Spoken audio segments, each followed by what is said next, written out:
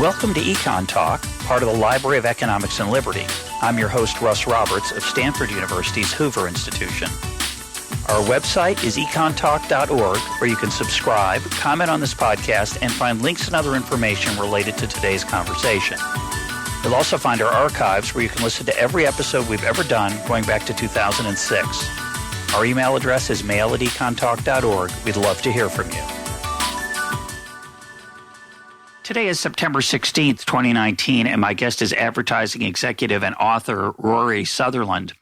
He is the vice chairman of the Ogilvy Group, UK, and writes the Wikiman column at The Spectator. His latest book, which is the subject of today's conversation, is Alchemy, The Surprising Power of Ideas That Don't Make Sense. Rory, welcome to Econ Talk. It's a great joy and honor to be on, as I can say. I think they say this in British talk radio. Long-time listener, first-time caller. Yeah, we say that in America, too. Okay. Now, I found myself in a peculiar position reading your book. It takes a lot of cheap shots at economists. Some of them deserved, of course, but there is a great deal of insulting of economists and exalting of the insights of behavioral economics and psychology, two fields that I am somewhat skeptical of.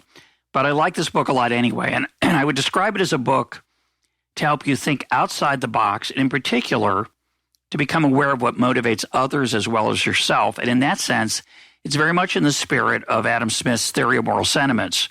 The book helps you look... high praise. I wasn't really expecting Yeah, that. well, enjoy Thank you very much indeed. The book helps you look below some of the lazy models of economists that focus exclusively on monetary incentives and thereby ignoring much of the human experience if we are not careful. Is that a fair summary?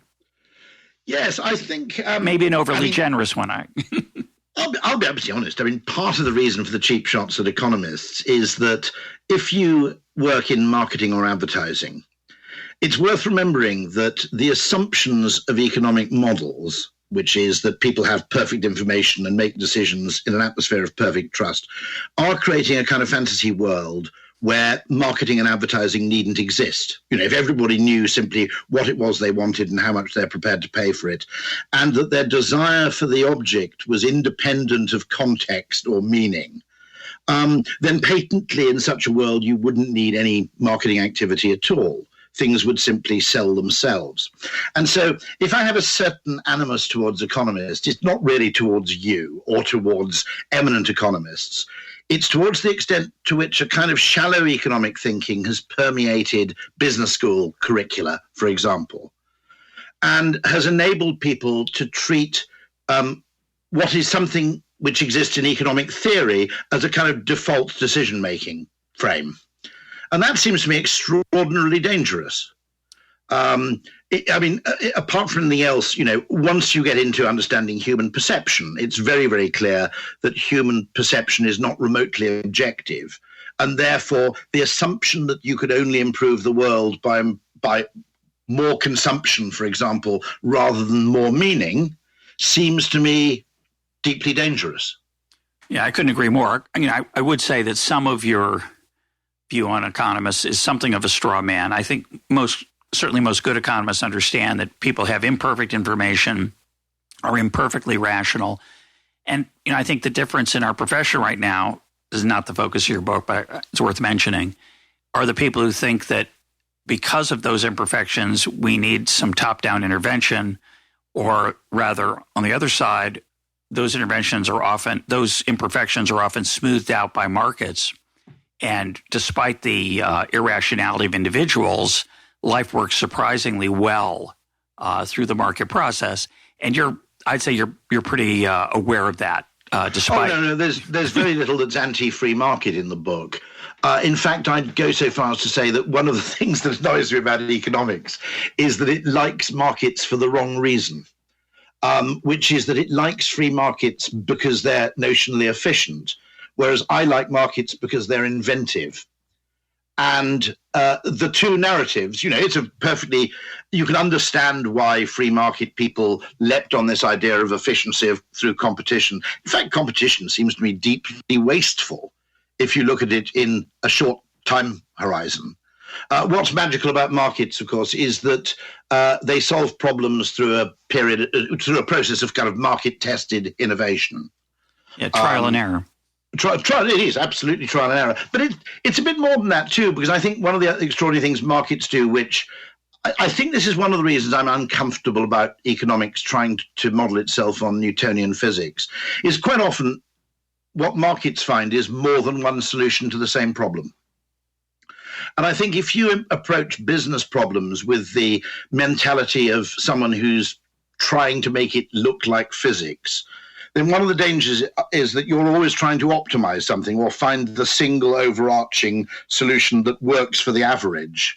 And in many cases, I think markets and business do something much more ingenious than that. They solve the same problem for different people in a different way.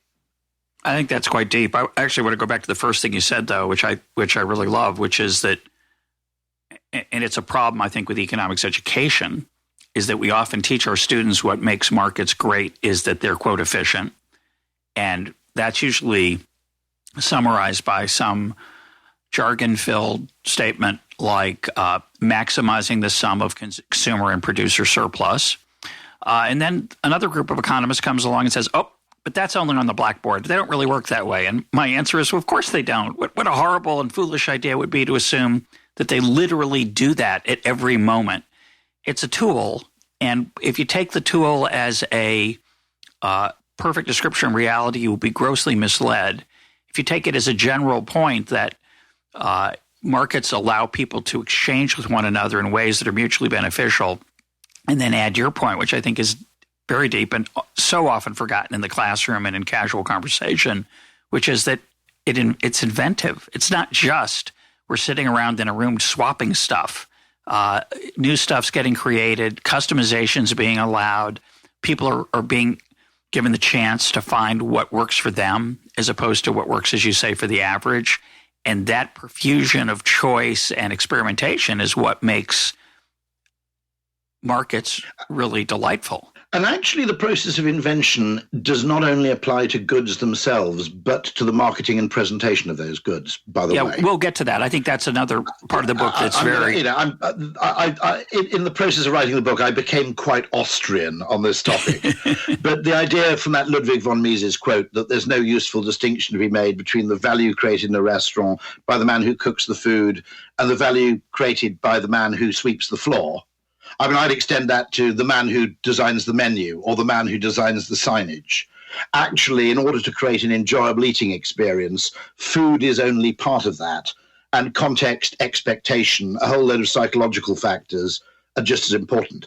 In fact, I occasionally go in and mischievously kind of write the opposite of a Harvard business case study on things like Uber, where I argue that Uber is very largely a brilliant psychological innovation which changes the nature of waiting.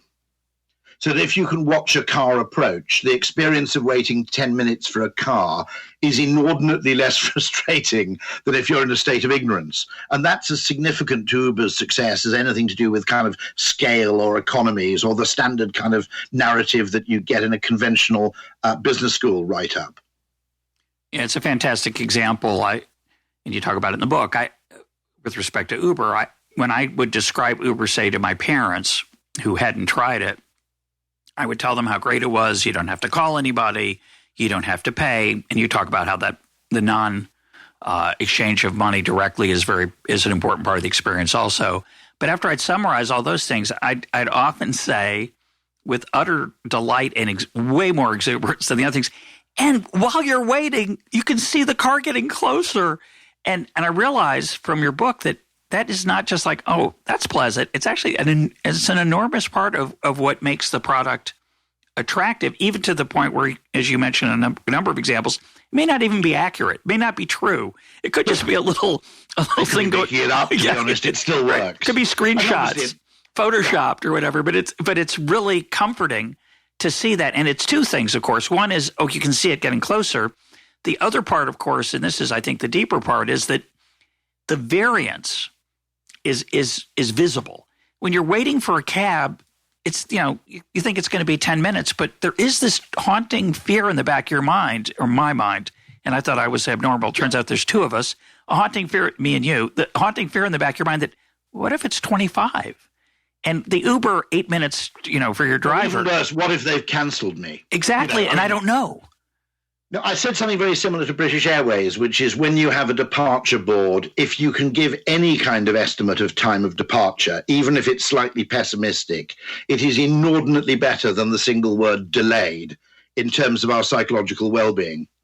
Yeah, I don't... Delayed effectively makes me think it's probably cancelled, but they're trying to break it to me gently. Yeah, well, when I'm on a plane and we're sitting and there's some uncertainty, sometimes it's a repair, sometimes it's a traffic issue in the control tower. But a lot of times they'll just say, yeah, we're on hold right now. We'll keep you posted. I'm thinking, that's not good. Just give me a range even.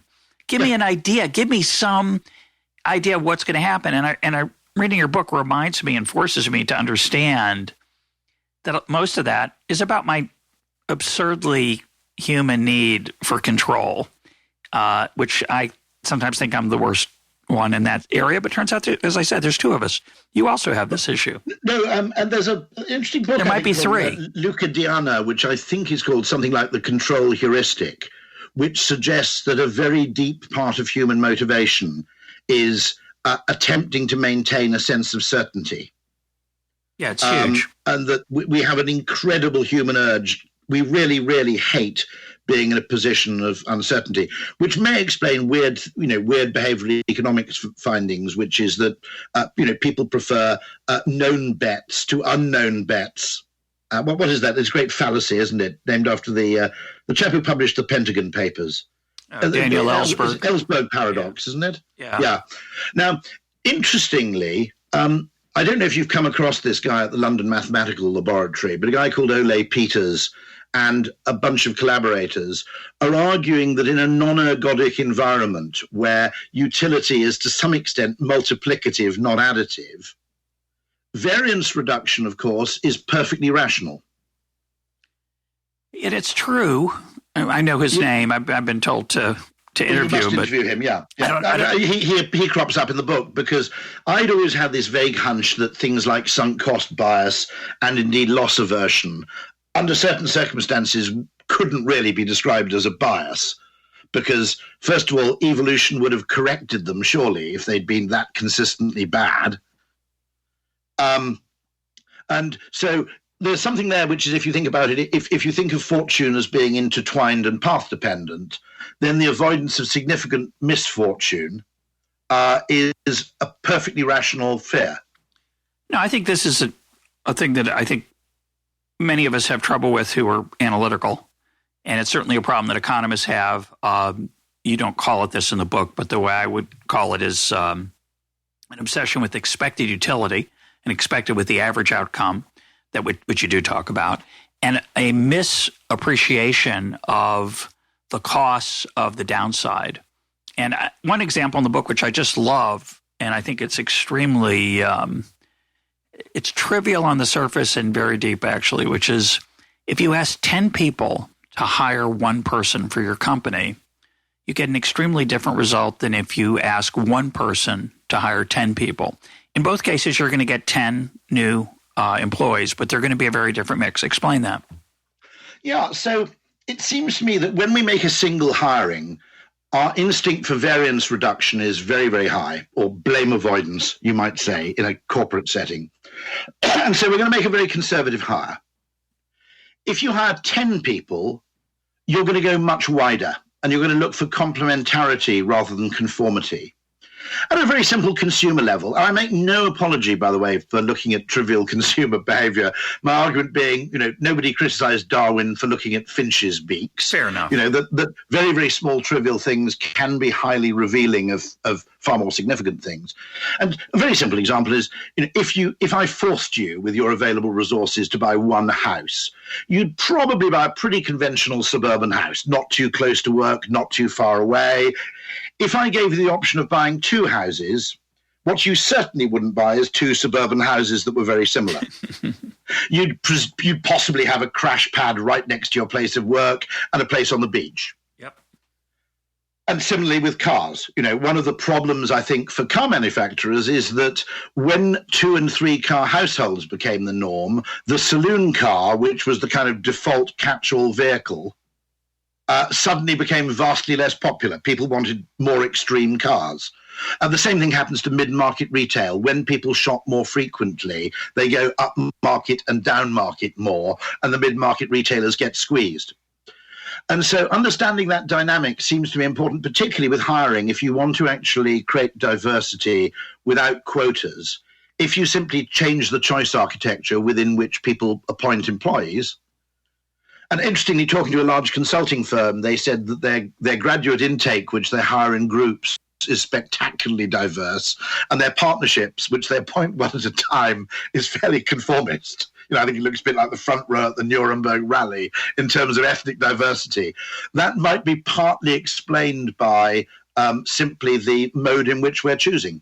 And it'd be perfectly natural on anything for humans to have that as an inbuilt instinct. In diet, for example, the more choice you have available, the more you're going to eat widely in all sorts of things like foraging behavior. I think you'd probably find the same thing manifesting itself. And it struck me as a really interesting point, which is just that we tend to be blind to the effect that choice architecture has over the choices we make. We seem to have evolved, in fact, to kind of make the best shot we can. Daniel Kahneman, I think, called it "what you see is all there is," or Wiziati. And I've noticed this because one of the things I discovered in this is it takes quite a lot of mental effort to spot when the design of a choice path on something like a website is actually stupid. And the example I cited, I think, in the book is most airline sites will ask you, where do you want to go, when do you want to go, and what class of travel do you want? Now, if you're a business traveler, you can answer those three questions. Asking consumers what class of travel they want before they know the price difference is, when you think about it, utterly insane. Yep. I mean, if it's £5 more to go in business class, I'm sitting at the front, right? Yep. If it's 4 times as much, I'm going to be in 23D or whatever. But as a consumer, to ask that question, and consumers don't go, that is a stupid question, I do not have enough information to make a decision. They simply go, I better put economy down because, and this is what was actually costing one airline we worked with about £15 million a year, was the fact that people put economy down because you can't really, as a consumer, pay for business class or premium economy until you know the ratio of that price to the economy price. Well, now, again, an economist would say that the amount you're prepared to pay to travel in premium economy should be a fixed amount proportionate to length of flight. I don't think it is. I think it's actually a proportion of the economy price we're happy to pay, but anyway, we can have that argument separately. But the interesting thing to me was that you asked that question, they were simply presented with economy prices, they booked an economy ticket, and in many cases, they weren't thinking, well, this is absolutely stupid, I need to go back now and check the business class price. People don't do that. What was actually happening is airlines were throwing away premium revenue by asking a question before people had enough information to answer it. And the strange thing is consumers react to that by going, well, I'm just going to make the best fist of this. I'll put economy down for now. And it's very interesting that we don't actually say, we very rarely say when asked a question, I need more information to answer it. I think that's what Kahneman spotted when it came to making recommendations about who to hire and so forth.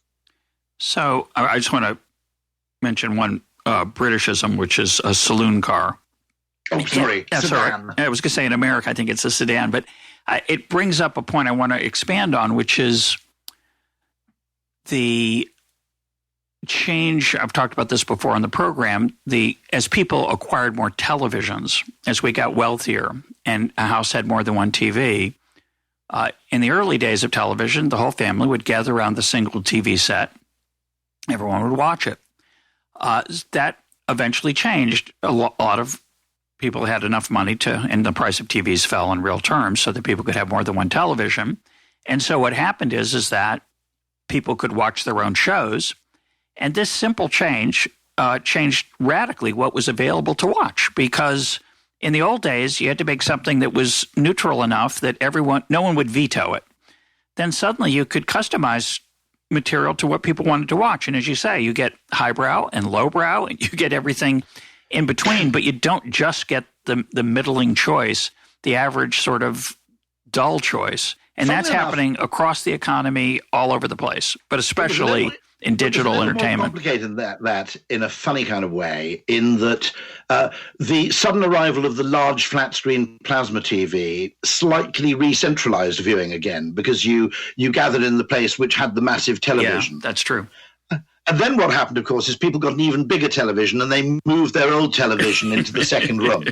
Now what happens, by the way, if you're in the television manufacturing market, is you have a huge problem because people's main television is now so huge that there isn't really a second room where it belongs in a British household.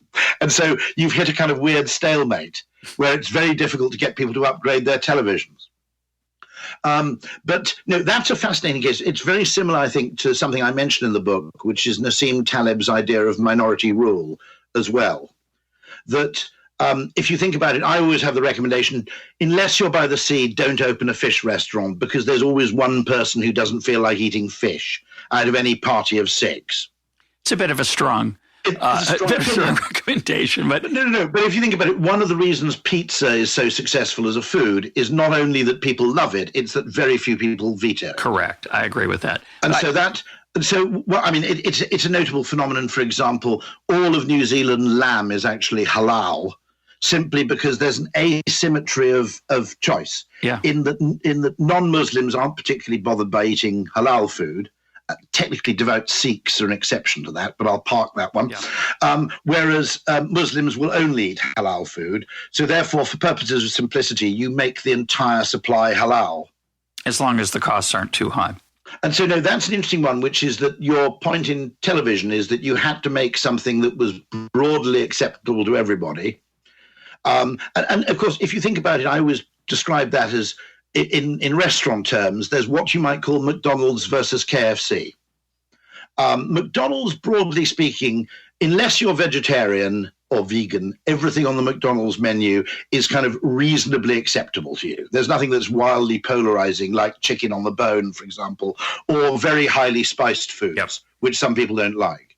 Whereas KFC is slightly different. In a sense, it's much more authentic as a fast food, but it has that slight discriminating thing, which is it's harder to find a large party who will all agree to go there, because there'll always be one or two rejectors. And by the way, that applies extraordinarily to comedy and political correctness, because if you think about it, it'd be very, very hard.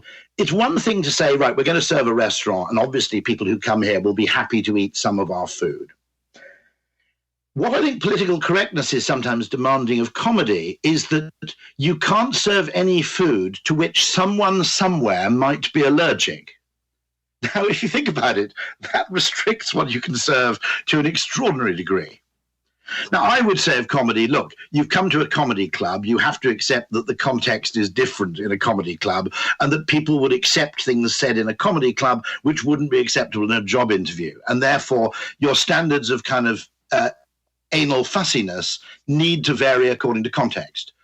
But the universalism of political correctness more or less says, regardless of any context, no one can say anything in any space where even theoretically someone might object to it.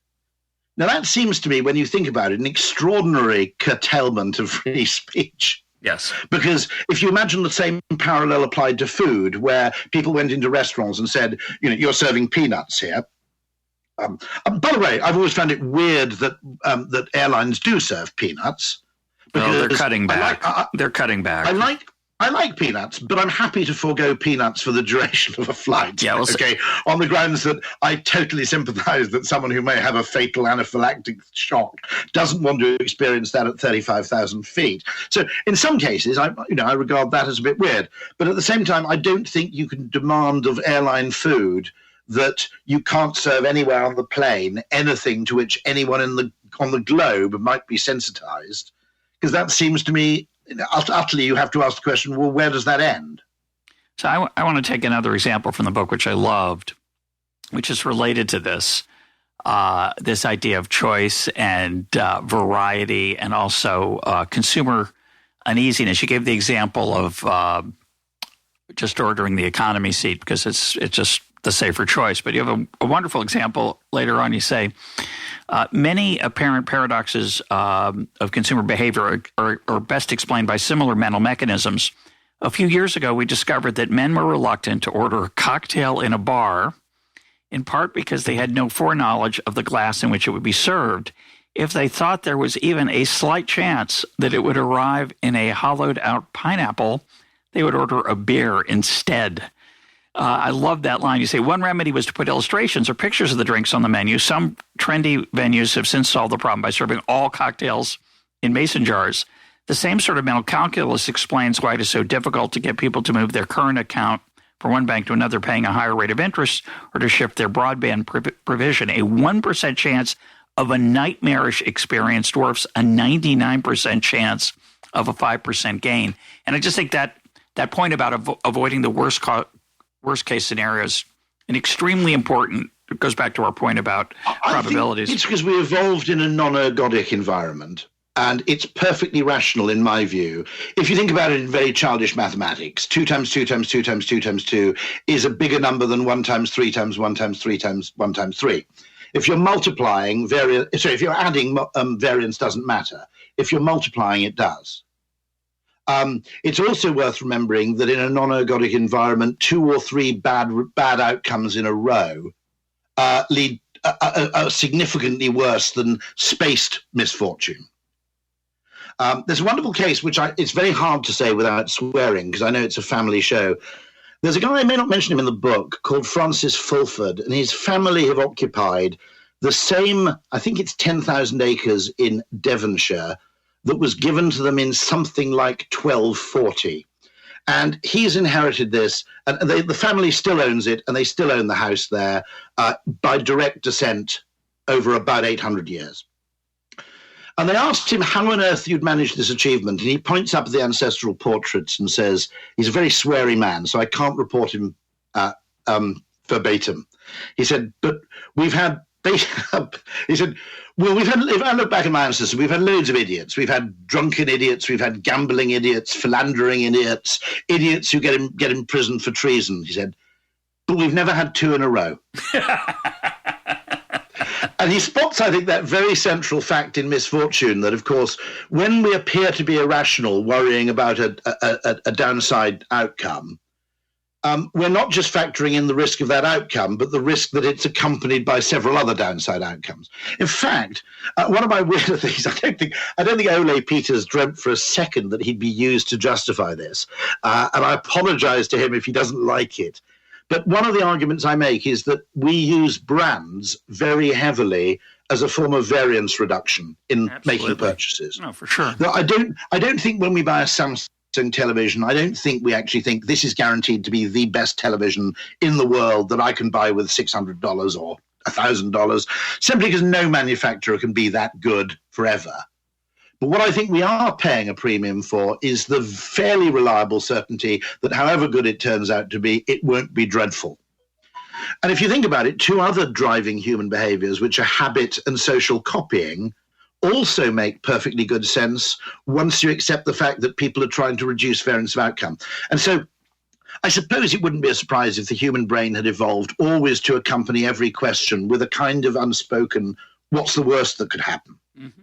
And obviously you're ordering a drink, it's a drink you rather like the sound of, and you order it and it turns up in a hollowed out coconut. Well, you now have to endure 20 minutes of ridicule from all your friends. Yeah. That will outweigh any possible enjoyment you might have had from a more adventurous drink. And one thing, by the way, at the risk of being irrelevant, there are things in consumer behavior which always baffle me, which is when you think about it, the martini is an extraordinary macho drink. I mean, it's basically neat spirit with a bit of an olive in it. Yep.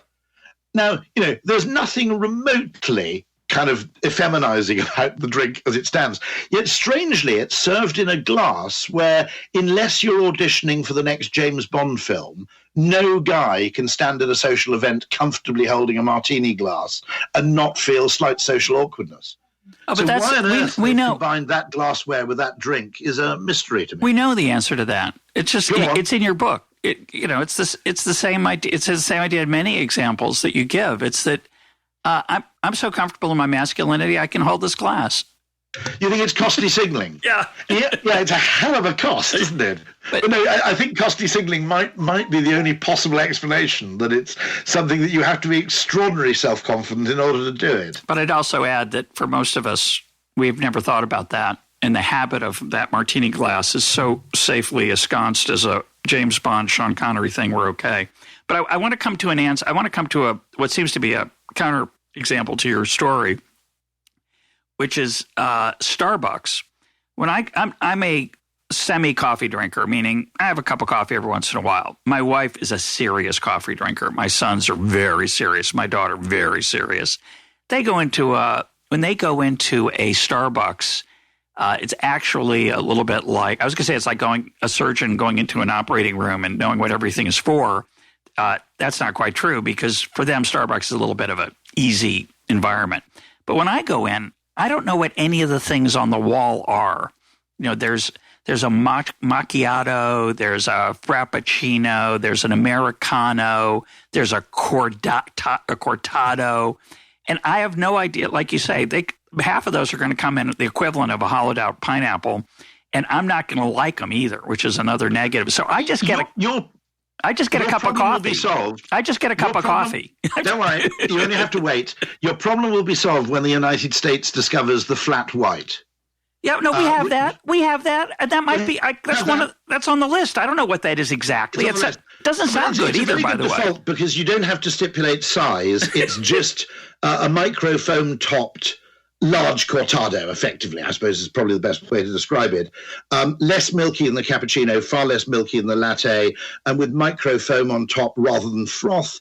And it is a pretty good, what you might call, fallback default in the coffee ordering stakes, because there are no follow-up questions when you order a flat. But it's not just the follow-up; it's the complexity. I think there's a faux sophistication that Starbucks is selling for the customer who goes in and can navigate the complexity of those choices. In other words. I mean, there is a thing which, of course, Freud called the narcissism of small differences. Yeah, there we go. And there must be a little bit of that going on with, oat milk and, other forms of, lactose-free dairy, that the extent of making stipulations serves to suggest you're yourself highly sophisticated.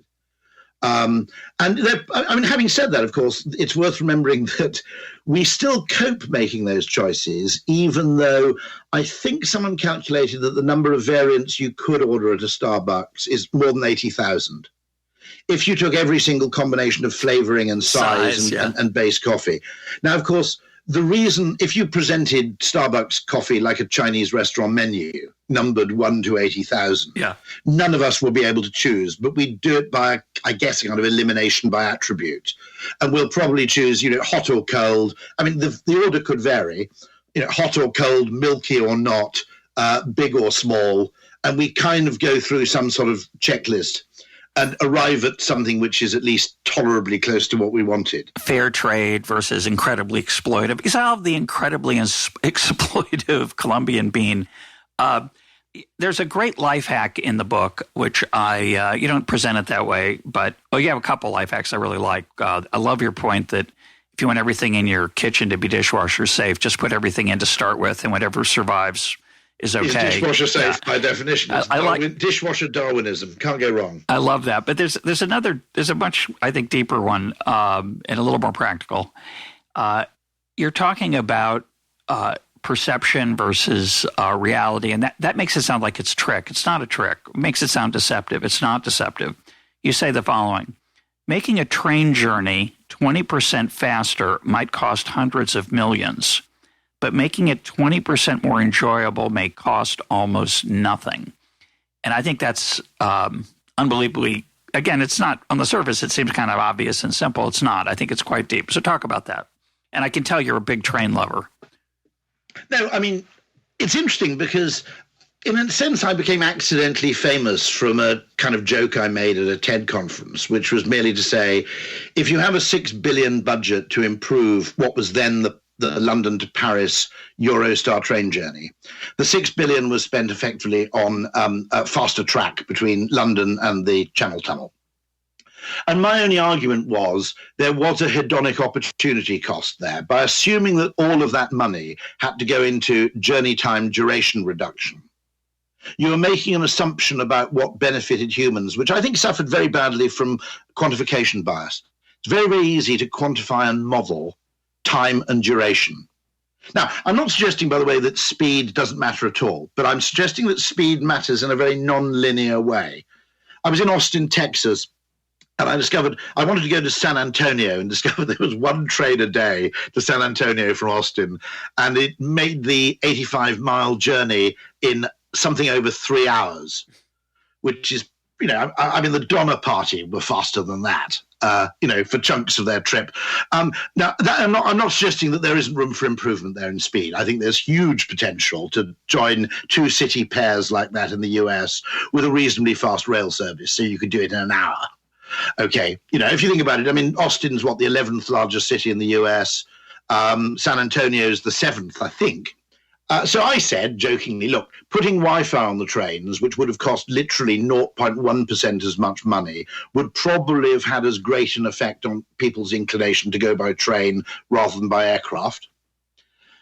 And then I joked and said, well, actually, you could take $1 billion of your budget, hire all of the world's top male and female supermodels and get them to walk up and down the train handing out free Chateau Petrus to all the passengers.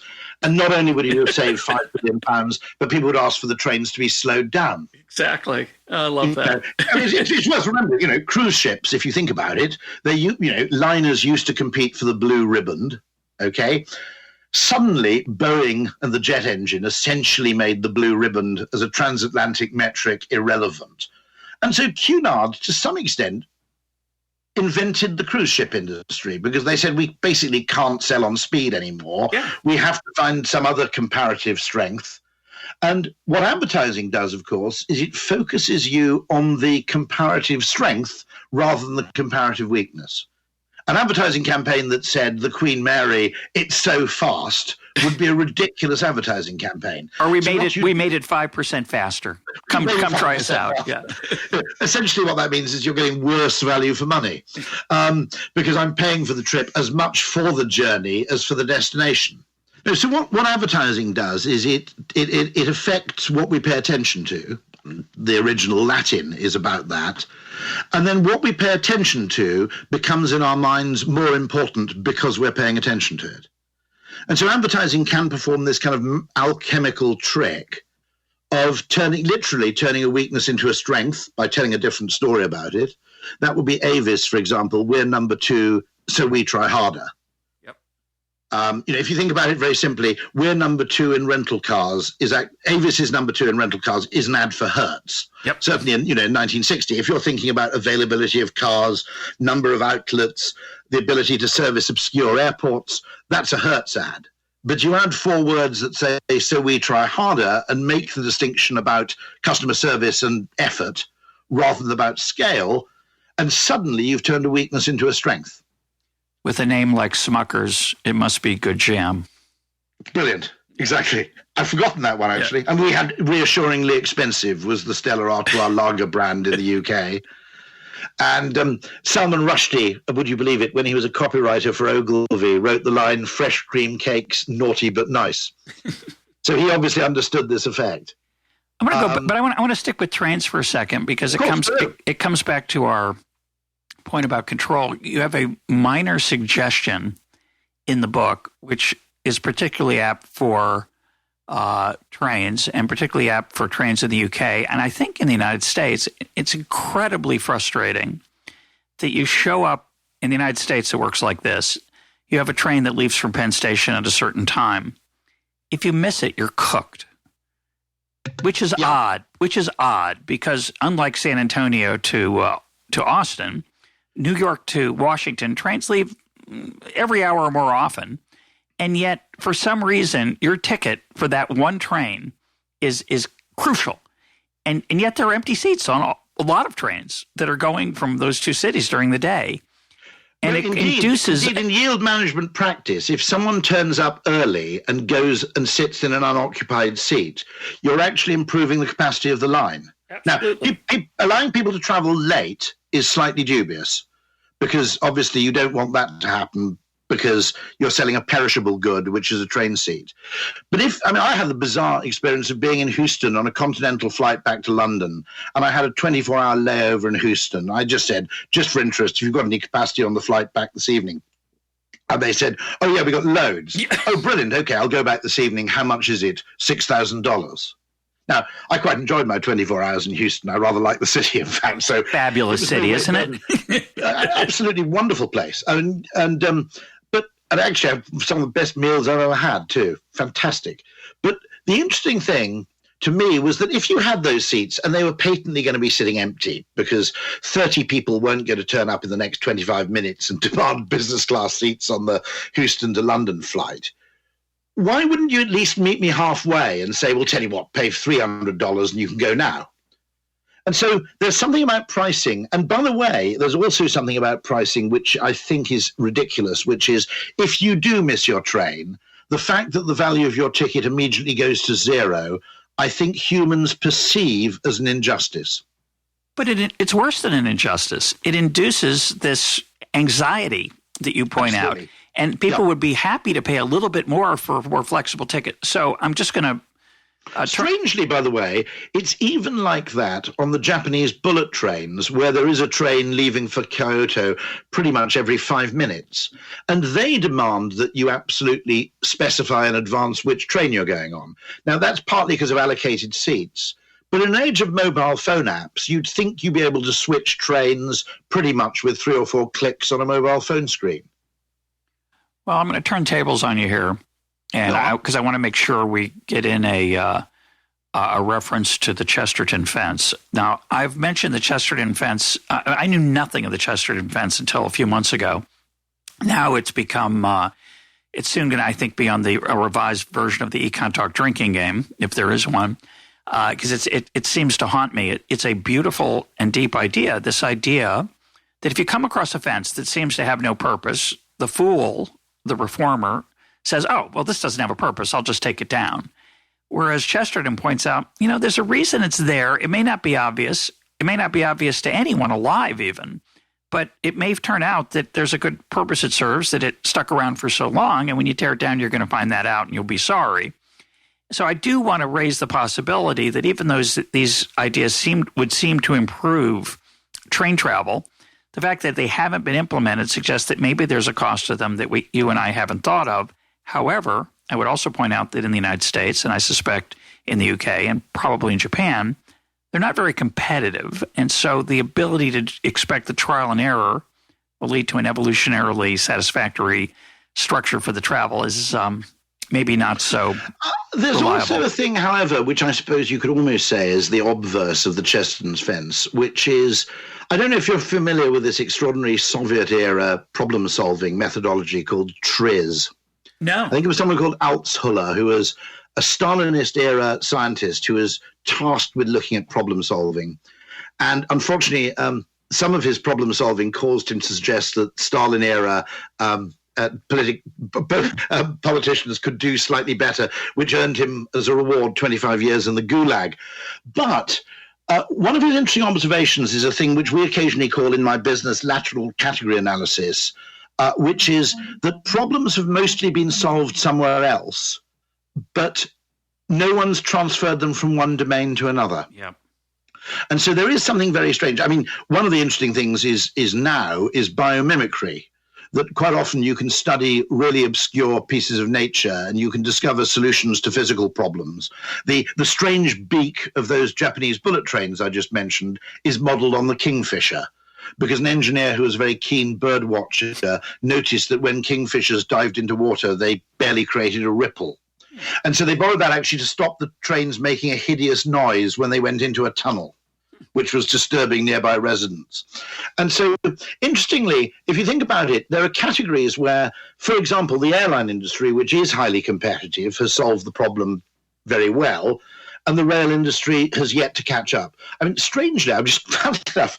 Just before I came on, I posted a tweet to ask French people why the French motorway system doesn't think of charging differentially by time of day. So you have a flat fee for traveling between, say, Calais and Lyon, which doesn't vary whether you go at 2 o'clock in the morning or at peak time. Now, that seems an extraordinarily missed opportunity to me, to borrow yield management from the airline industry and apply it to French motorways.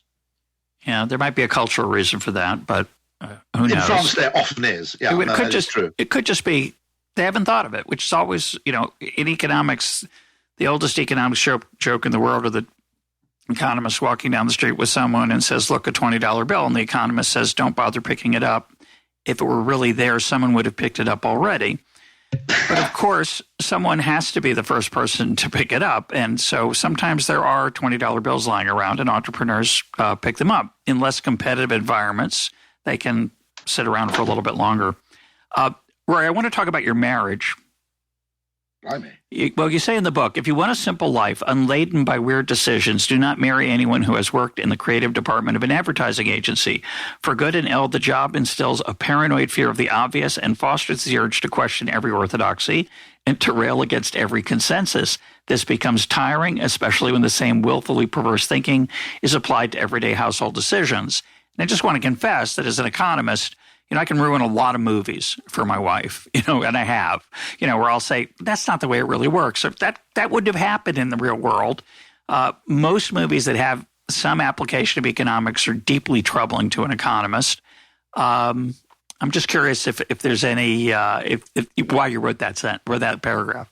I'm sure you could ruin most movies by actually taking an economist with you.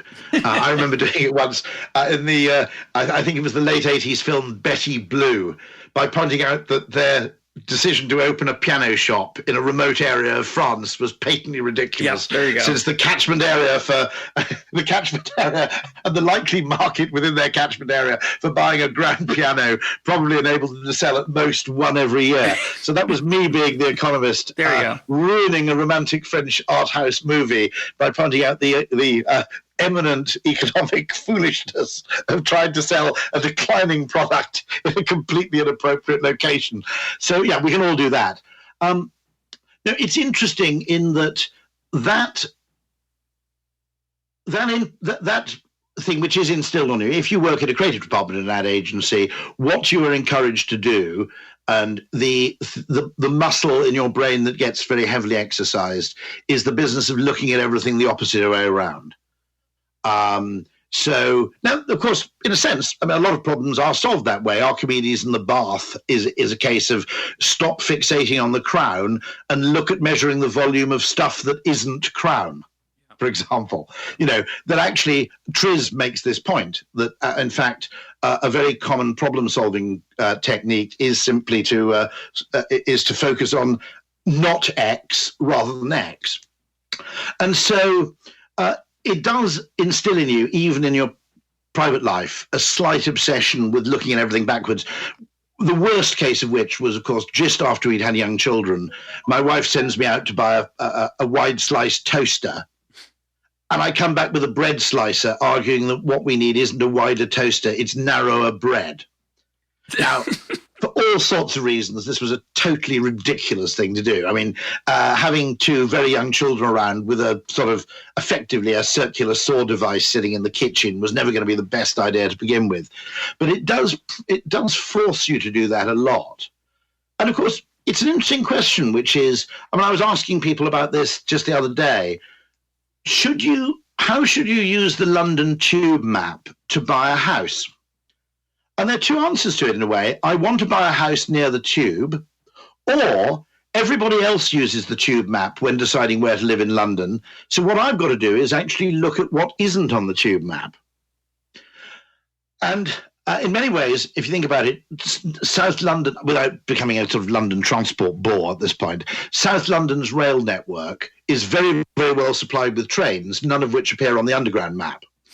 And you can probably buy insanely undervalued property next to a railway station south of the river, which is actually half the journey time into work versus, say, Fulham, which is on the tube. Okay, and the reason you're getting that bargain is partly because you're using a different model of choice to everybody else. And so you're looking for what's undervalued. And I think there's something really interesting as a general rule about this with all models, and I'd include economics in this, that when you develop a model of something, there are a few cases, there are a few paradigms in the world, like Newtonian physics, where what's true is universally true, regardless of context or time or setting. Okay. With a lot of models, the more people start using them, the more you'll find gains not at looking what the model tells you, but at looking what it leaves out. Yeah, I think there's there's enormous potential to. I often call what we do the science of knowing what economists are wrong about. If you've got a decision to make, and you say we've got a product in. This was in KFC Australia, actually. We've got a product that isn't selling. What would an economist do? He'd drop the price. And I said, well, try doing the opposite. Try putting the price up. Weirdly, when you put the price up, demand went up. Now, that's surprisingly common, particularly when you have a decision in a menu environment where we partly use price to navigate. I'd argue that people go to fast food restaurants, if you like, for two slightly opposite reasons. One of them is in search of a bargain, and the other one's in search of a treat. And if you price something right in the middle, it fulfills neither of those two criteria. Mm-hmm. Okay, so you can make the mistake of pricing something too low. Now, an economist would never even look there because dogma suggests that that's impossible. And so I've always argued that all maps, and the map is not the territory, as we all know, all maps, through overuse, create distortions in behavior. And the opportunity may come in actually saying, what's really interesting here isn't what's on the map, it's to look at what the map leaves out, because that's where the market opportunity lies. Well, that's a very nice insight. I want to come back to your South London point, though, which is that the natural economist's response to that is you're suggesting, and the jargon for this in economics, which I'm sure you know, is there's an arbitrage opportunity. That's another way to summarize your point, that there's some potential gain that has been unexploited, and of course, it's another way of saying there's a $20 bill laying around. You're arguing that there's housing in South London that is relatively inexpensive relative to its value, relative to its proximity to things people value, which of course could be true. It would be certainly true if everyone used the Metro map, the tube map, and they were unaware of that other set of simply unaware, which could be. It's not that they don't. Well, I can more or less prove that, in fact, because there was a case where they took a set of railway lines which had existed for about 25 years and had been called Silver Link Metro. And they made it into a kind of circle, and they called it the Overground, and they added it to the London Underground map. Oh, nice. When those lines appeared on the London Underground map, usage went up by 400% in the first month alone. Right. So what you'd done was absolutely extraordinary if you think about it. You'd created something like £3 billion worth of infrastructure, mostly with ink. Yeah. Or with the digital equivalent. Yeah. And so there is an extraordinary opportunity, I think, in many cases, to look at choice architecture, to say at what point is choice creating. I'll give you a lovely example of this, actually. There's a website called seat61.com where a man who's, more enthusiastic about railways than is strictly healthy gives you advice on how to make rail journeys across Europe. And one of the reasons this website is so vital is because he gives you advice from a human perspective, whereas an algorithm gives you advice where it assumes that time minimization is the greatest objective. The only thing you care about. The only thing that matters. And so nearly every single website will tell you to get to Bordeaux from London by going into Paris and out again. This means you've got to change stations, get a taxi, which isn't easy in Paris for various reasons. Also, you've got to get all your luggage into a cab and haul it to another station. You can change at Lille, which involves a 1 hour, 20-minute wait and a slightly slower train, but that involves a walk of maybe 50 to 100 yards. Now, the reason his website's so essential is he tells you that, whereas the algorithm never will. And so one of the things that really worries me is that our market's partly intelligent because human decision-making is messy. And markets can then aggregate preferences from a whole bunch of people who've come at the problem from a different angle. When you actually make choice uniform by dint of forcing everybody to go through the same set of questions in the same order, do you actually make markets stupider? Because the distortions of the question-asking process become more and more widespread. And I have argued that the London Tube map should actually vary at random every couple of years to encourage people to experiment with different journeys. There are huge behavioral biases there but there is a really interesting point there, which is that I've heard that you can't sell a house in the UK for £825,000. And that's because the property websites have increments of 50,000 at that point in the price range. And people will either search at 850,000 and go high-low, or they might be starting at 800,000 and going low-high. But neither of those people will discover an £825,000 house. So you've ended up not with a price-demand curve, but with a price-demand ziggurat. Yeah, well, that's quite interesting. Which is kind of weird. And actually, what you actually need is you need different property websites which encourage you to choose property using... I live in this extraordinary kind of grade 1 listed house, partly because architectural quality comes very low down the list of parameters people use when searching for property. So I see that as a kind of decision-making arbitrage, essentially. Well, I think the general point, which I think is quite interesting, that we get into grooves of habits certainly on the web and certainly in real life, grooves of habits of, I would call them, you use the word algorithm, right? Some algorithms are specified and some are just habits, the things I do in a natural order without thinking about it for a second after a while. And you're suggesting that sometimes you want to shake that up. Sometimes those habits need shaking up and there are gains to be had. They're not necessarily, if the algorithm is created from the top down, it may ignore some crucial parts of the human experience that might emerge from the bottom up. So I have two ways in which I'd improve the property market. One of them would be I'd demand that property websites threw up random web wildcards, which didn't always meet your criteria precisely, but forced you to compare in a slightly more weird and random way. In a sense, mimicking what used to happen, because how did you find a house in 1978? Well, there were no websites. You drove around. You looked for signs, or you went into a town and you happened to see a property in the window of a realtor. I've got the vocab right there, an estate agent, as we call them. We call them a realtor. There are a whole, or you might have discovered from a friend that some guy called Dave was thinking of selling his house.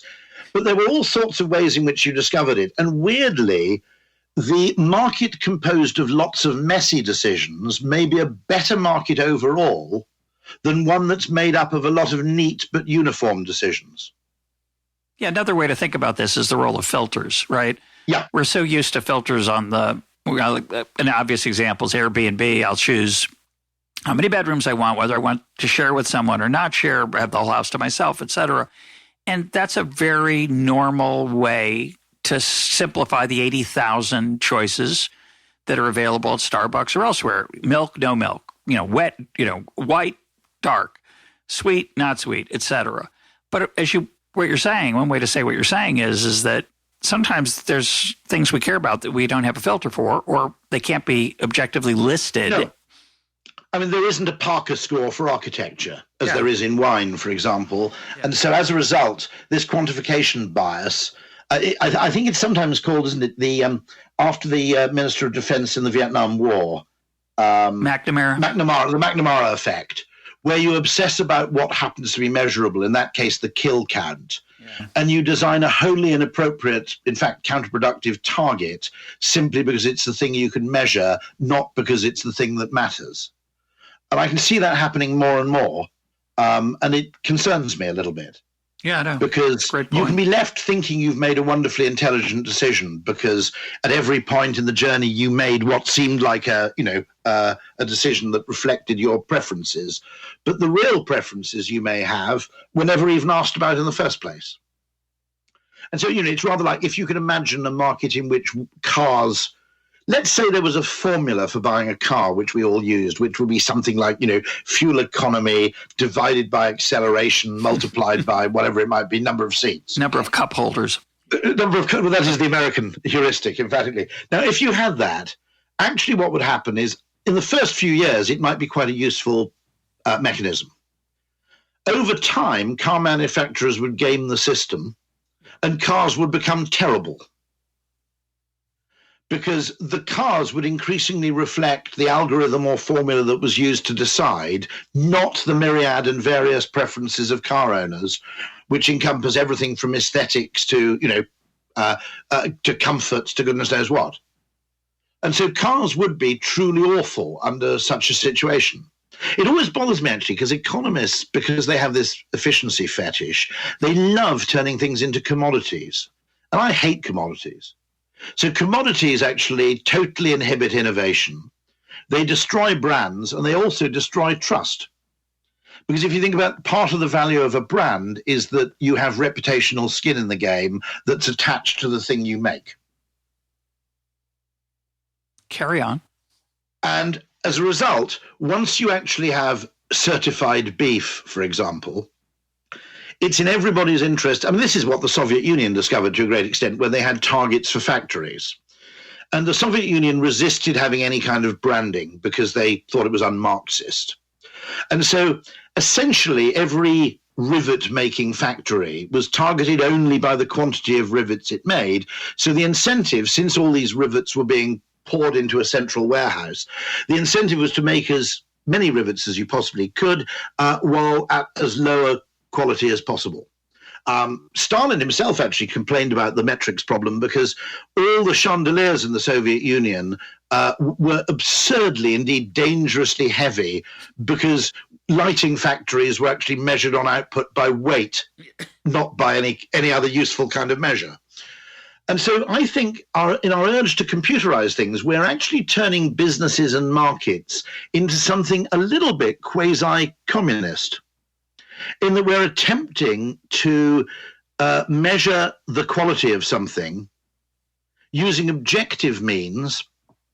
And the problem of that is that the objective means, first of all, make the system easy to gain. And secondly, they create a kind of stasis, a kind of stagnant uniformity.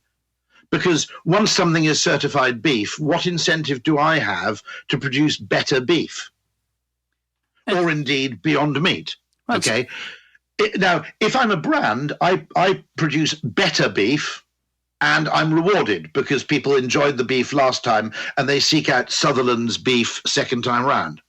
If we're all buying certified beef, economists love that because it looks so gloriously efficient and you have those lovely economies of scale. But actually the consumer interest's being lost, as is the incentive to innovate, as is also the fear of cheating. Yeah, that's a huge point that you make in the book very well. That actually, it's precisely because my name is attached to something. Samsung cannot afford to make a terrible television, okay, because the cost to their reputation and their ability to charge a premium would outweigh the short-term gain of selling televisions to a few gullible people. So once you destroy that feedback loop in the interests of scale, one of the reasons why banking was so trustworthy in the 1950s, if you take the era of It's a Wonderful Life, okay, not only did the bank manager know all his customers and all his customers know him, there's a missing link there, which is all his customers knew each other because he served a local area. And he knew that he only had to cheat one person, or maybe two. They might give him the benefit of the doubt with one. But he only had to get caught out cheating two fairly trivial customers, and his reputation was toast throughout the town. Game over. Okay? Now, we don't understand this because economics basically assumes away trust. No one looks at the dynamics of trust and how they really work. So, one, the value of intermediaries is completely disparaged by economics because you see them as an inefficiency. In fact, in informational terms, intermediaries serve a very important purpose because there's a difference between 10 people buying from someone once and one person buying 10 times over time. And so the intermediary knows that his long-term interest is served by square dealing with the customer. Now, that doesn't apply this was an extraordinary thing that happened, I think, in the Marseille fish market, where they tried to replace fish dealers with a centralized auction system. Now, the fish dealers opposed this, unsurprisingly, but so did the buyers. The restaurants didn't want it either. They wanted to buy from their guy repeatedly in a series of ongoing mutually beneficial exchanges rather than buying centrally something that was certified steak. Or skate, rather. You see what I mean? Absolutely. And because they realized that actually over time, relationships have a value because you're essentially seeking to maximize over time the positive sum game of the relationship. Once you make everything a one-shot transaction, it looks more efficient in an economic model, but actually once you factor in the informational costs, it's not a good idea at all. Well, let's close and talk about advertising in general. I grew up mostly in the 60s and 70s as a young person, and we were told, of course, that advertising was wasteful, it was deceptive, and it was a horrible business. It was obviously a way that we tricked people like you tricked others into buying things they didn't need. And I've never accepted that idea. Certainly as an economist, I always assumed it had some value. And one of the values, of course, we've talked a lot about, which is brand. And that creates a trustworthiness. But the other part that you emphasize in your book, which I love, is that it and you alluded to it earlier when you were talking about the restaurant and the sign and the menu, is that the advertising doesn't just tell people the product exists. It tells us something about the product. It not just information. It changes the way we experience the product. So talk about that. Yeah, so, I mean, in the book, I use this phrase, which I assumed someone must have used before, but it appears they haven't. At least I've Googled it, which is advertising is very, very old. I mean, a flower is effectively a weed with a marketing budget. And the reason that advertising is necessary by plants is that the bee can only discover whether there's a worthwhile supply of nectar available in the plant by actually visiting it. And there is a mechanism that is necessary that delivers a reliable signal of promise of the presence of nectar, of which large petals and a variety of other signaling tools are merely one form. And so the very fact that advertising is an upfront cost is a reliable indicator of seller confidence. Because if the flower wasn't expecting the bees to come back for a second visit, it wouldn't pay it to grow these huge, great petals. The investment in petals only makes sense in the context of widespread repeat visits. And actually, before I talk a bit more about that, I mean, I'll give a big shout out and high five to Robert H. Frank for this, which is, I think there's a really important question, which is that looking at economics through the eyes of an engineer is a rather dangerous practice. That actually looking at human economic behavior through the eyes of a naturalist is a much more valuable frame of mind. It's a much more useful paradigm, I think, to understand complex human behavior. And Robert Frank, I think his book, The Economic Naturalist, was a real eye-opener for me in this, because it taught me there's more than one way of looking at these things. Yeah. And it's worth noting, by the way, that if you think about it, if you're attempting to create an economics that's like physics, which has universal, context-independent, time-unchanged laws, okay, now that only works in a very narrow field of human activity. You know, if you're designing an aircraft, to some extent, that approach, where the definition of success is not remotely dependent on human perception or human interpretation, okay, then that approach kind of makes sense. Now, I'd argue that it's an incredibly dangerous approach to try and overlay on anything where humans are involved. For one thing, if you take my point about rising property prices in London, okay, people can respond to the fact that their house price is going up and up and up in London in one of two ways. They can either take the gains and move out, or they can stay put in the hope of future gains, but also for fear that if they do move out, they'll never be able to move back. And I think you see basically both opposite behaviors manifested in London in response to an insane increase in property and rent prices.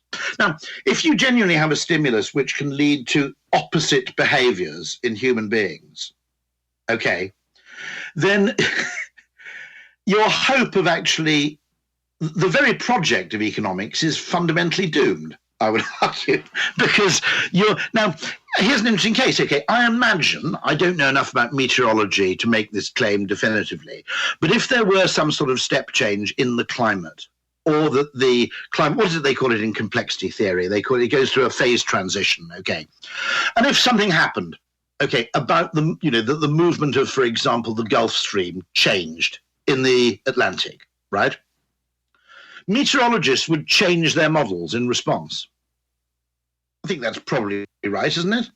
Okay, that what they previously knew and were confident about would have to change. And I would argue that any science of economics has to acknowledge the fact that actually, depending on context, circumstances, and indeed the habits and the behavior of other people, models actually have to adapt and change all the time, simply because in different circumstances, people behave differently. And so it seems to me, I mean, I'm taking a very extreme view here, but I'm not sure that economics isn't trying to model itself on the wrong kind of science entirely. Well, I nearly said, but that would have been an airplane gag, so I'll park that. Yeah. Well, I happen to agree with you, but there's a big except there. So I accept the fact that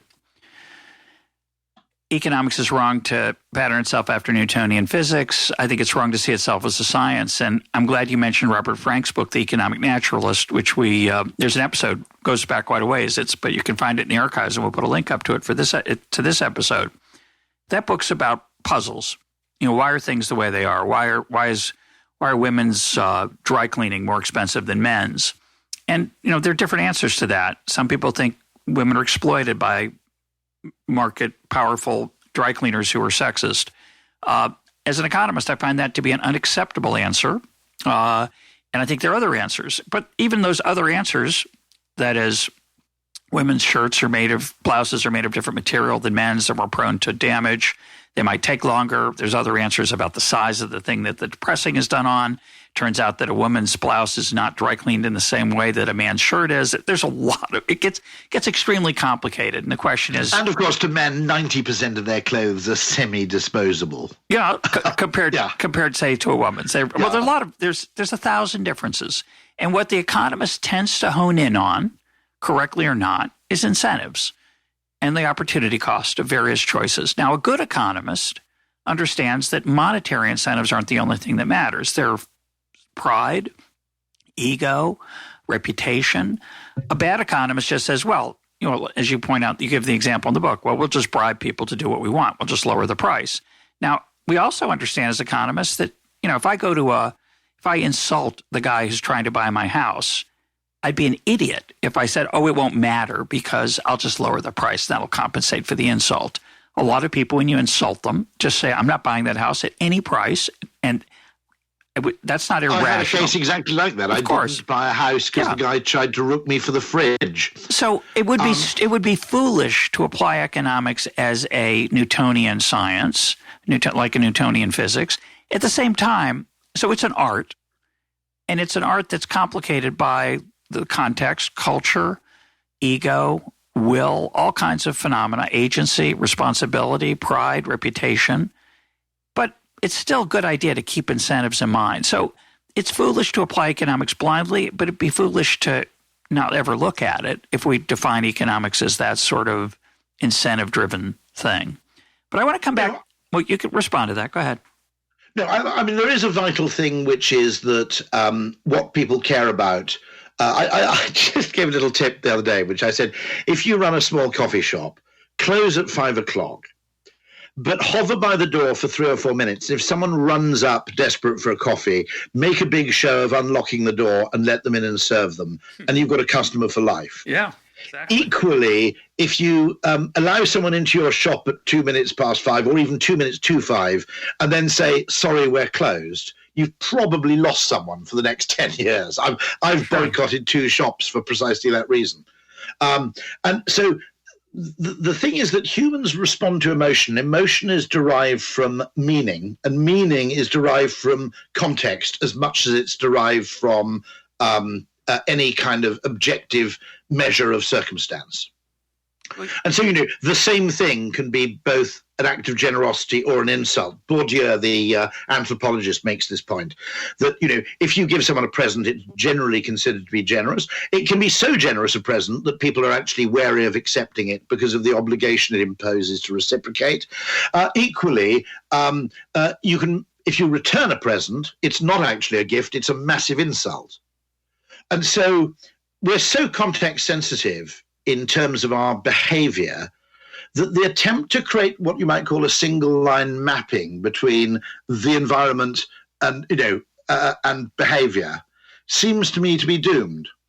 And yet, to clarify once again, what I am saying is that, and where advertising can be magical, you see, is in the same way that a television's magical, which is TV manufacturers don't bother to produce the whole spectrum of colors because they know that human or higher primate vision is only sensitive to 3. We have 3 types of cone in our eye, and by stimulating those 3 types of cone at different ratios, you can generate the whole visible spectrum of color in the human head, in addition to, by the way, colors that don't exist in physics, like magenta, which don't actually exist in reality. And so, since what we care about and what determines our behavior is a product of perception, and since perception, for evolutionary reasons, has not evolved to give us anything like a close approximation of reality or objectivity, then designing things around stories is as important as designing things. If you sort of mean, the story you attach to something is as important in giving it value as the thing itself. Does that make sense? That, yeah. I think there are an awful lot of. If you take Rod, I love Raj Chetty's work on what happened in Denmark when they reduced the tax break for pension saving. And what it revealed is that the majority of people just carried on saving as before. There was a small group of people who didn't, but they were super rich people with financial advisors who, let's face it, didn't need help from the government anyway. And so understanding those things, I think, is understanding that actually objective reality passes through a kind of black box process before it starts affecting our behavior. And therefore, understanding, partly through experimentation, partly through theory, what's going on in the black box, which I think is what, someone like Uber, as we mentioned earlier, did, is as much a source of value as necessarily trying to have more cabs on the street so they arrive sooner.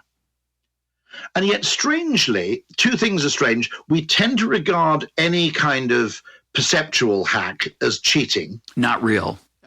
It's not real. It's not valid. Okay. The second thing, which is stranger still, is that government in particular will resort to economic incentives or law, i.e. compulsion or bribery or fines, before they'll even try persuasion. So what I'm emphatically not, I'm not going to go up anywhere and say incentives don't matter. I mean, the central lesson of economics is that incentives matter and they affect behavior. And I wouldn't for a second want to go into any behavioral change challenge without having incentives as part of my armory. Okay. But at the same time, what's strange is the order in which people of varying expertise are allowed to both define problems and then propose solutions to them. Now, I would always argue that persuasion's the one you should try first.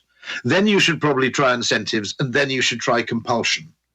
But government, by dint of the particular armory it has, and the fact that, as Richard Thaler said, I think Washington is essentially a place where run by lawyers who occasionally take advice from economists. Mm-hmm. I would now. Here's a very philosophical way of looking at things. There's a wonderful thing about persuasion, which is if you have a good reason not to be persuaded, it doesn't. You can ignore persuasion. Okay. Now, I've for a long time believed that it's silly. Okay, we should encourage people, just as a general behavior, to put their dishwashers, washing machines, and tumble dryers on late at night, where it produces less carbon than if you did it during the day or in the early evening. Okay. Mm-hmm. Right. By the way, there's an interesting parallel here, which is the American reluctance to dry their clothes out of doors, even in really hot climates. Correct. Is a weird one to me, but it has social stigma attached, is what I've been told. Yeah. Yep. Yeah. So it seems a bit weird to me that people in Phoenix are putting their damp clothing in a tumble dryer in the first place. But let's park that for now. Okay. Now, interestingly, if you try and use law or incentives, they're going to be a blunt tool. Let's say you vary the price, so you make it very expensive to put your tumble dryer on. okay, at, let's say, 6 o'clock in the evening. And it's quite cheap at 1 o'clock in the morning. Same for the washing machine, same for everything else. Now, there's a problem there, which is there will always be a group of people who have perfectly good reasons not to comply. In that case, people who work the night shift. You don't want people leaving their home at 10 o'clock, leaving a tumble dryer on, which might catch fire. Similarly, people who live in an apartment where their neighbors sleep directly below their washing machine won't be making any friends if their washing machine goes into the spin cycle at 3 a.m., okay? Yep. It's a behavior you'd like lots of people to adopt, but not people who have a good reason not to. Now, the second you legislate, unless you legislate in an incredibly complicated way, okay, you're going to unfairly penalize people who have a perfectly good reason not to comply. The second you add that to the price mechanism so that, you know, people who work nights suddenly find themselves paying double to dry their clothes. It's unfair. Yeah. It's unfair. Yeah. Okay. Now, the glorious thing about persuasion and indeed social norms is that people who have a good reason not to comply don't get vilified. It's perfectly well accepted and you're free to continue as before. On the other hand, people who have a very good reason, I tried to encourage the tax system to work where you're nudged to donate some of your tax rebate back. Because my argument is it's much easier to get people to actually take less of a windfall than it is to get them to actually write a check for some extra money. Now, the nice thing about that system, okay, is let's say if you were to, I don't know what your tax rebate is, but let's say your tax rebate is a few $1,000s and your children have left home and you're a reasonably prosperous tenured professor, as I hope you are, okay?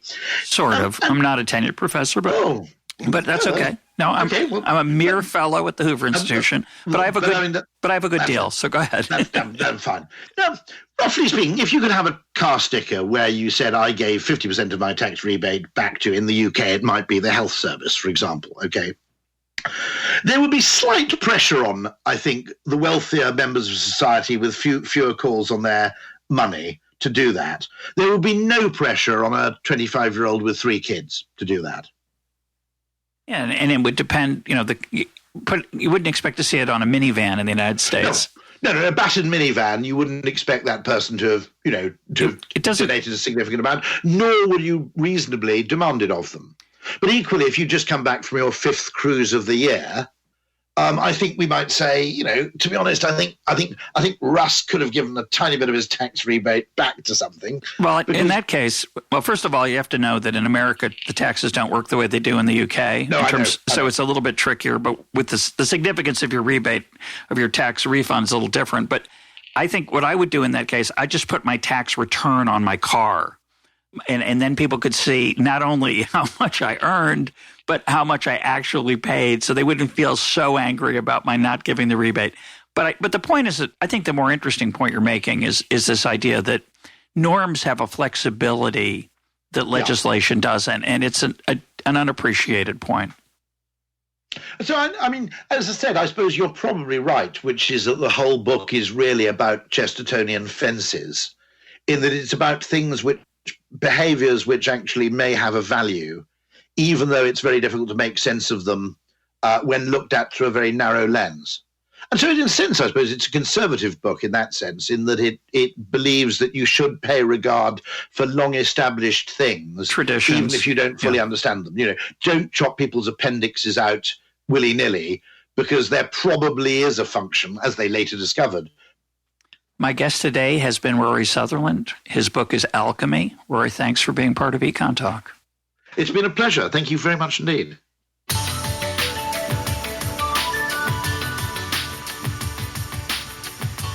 This is Econ Talk, part of the Library of Economics and Liberty. For more Econ Talk, go to econtalk.org, where you can also comment on today's podcast and find links and readings related to today's conversation.